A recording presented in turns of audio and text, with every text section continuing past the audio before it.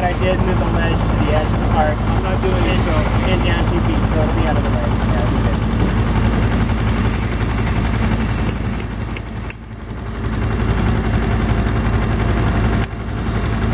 We definitely want it darker. You want that?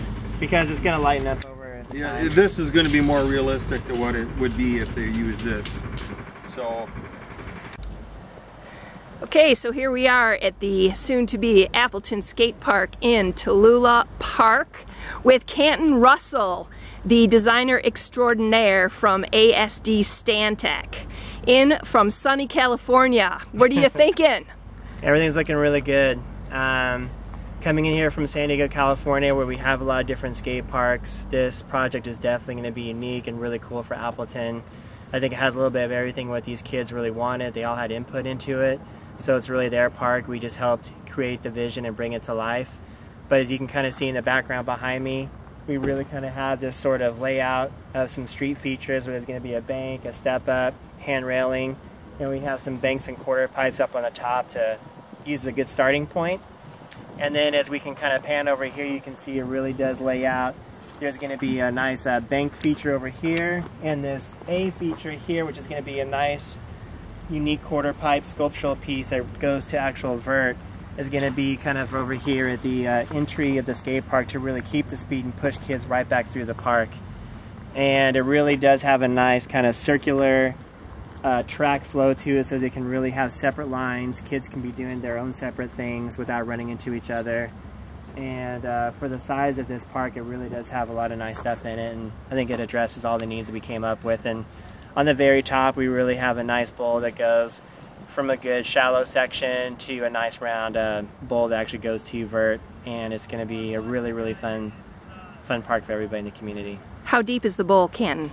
You put me on a spot. I think if I remember correctly, we made it go to about 7.5 feet, if I remember correctly, and the shallow end's about, I believe, about 5. So it's about a 2-foot waterfall. Okay. So we got about a 5-foot, shallow section, and it goes to about 7.5. It looks like it's going to be a really fast, gnarly bowl. Yes, it's going to be very fast. It even has kind of a half-pipe section in there, so a lot of the kids who skate street will not be intimidated to learn how to ride this bowl. It has a nice, easier shallow section that goes to the deep section, but the guys who skate more advanced will be able to whip right around there and really have fun in there.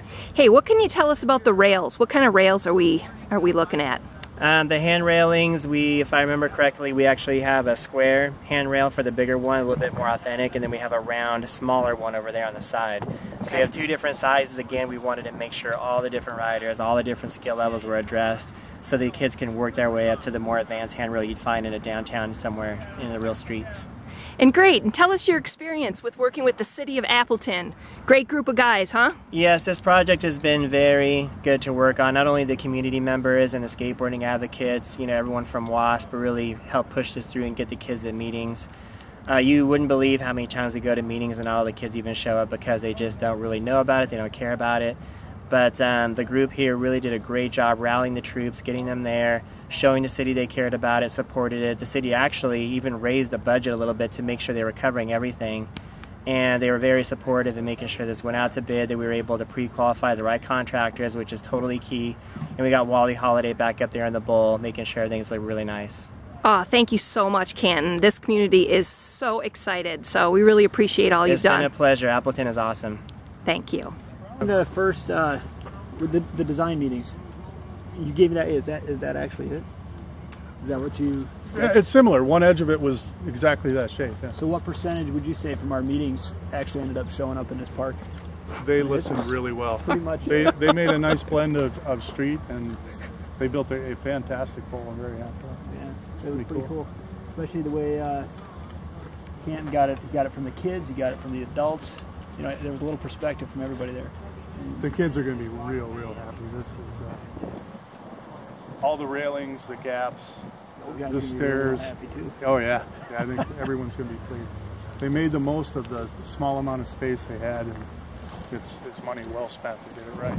So, Mike, you think you're gonna be the oldest guy here, shredding it up? No, there's plenty of guys older than me.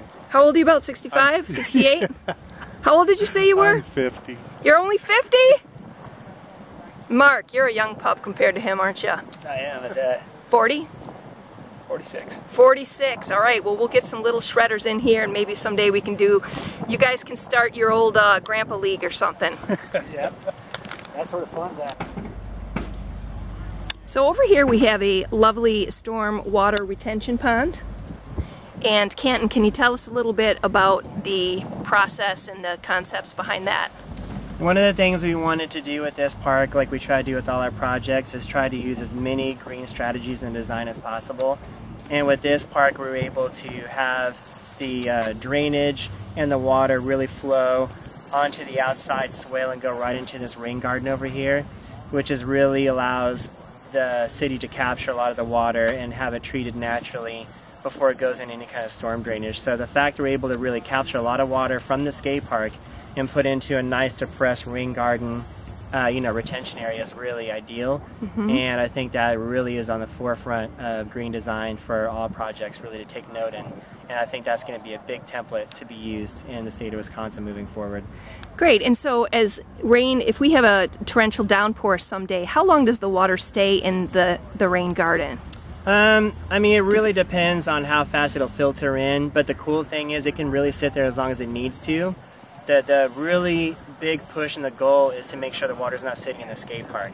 Right. So the skate park is graded and draining into a situation where the water will not sit here, but it'll have its time to sit and percolate and naturally filtrate through the rain garden area and go into a system naturally. So that could take, a day, a couple of days, however long it takes. But the real key is that it's not sitting in the skate park and causing problems. It just really kind of drains out, keeps it clear, keeps the kids skating and having fun all year round if possible, obviously without the snow and ice. But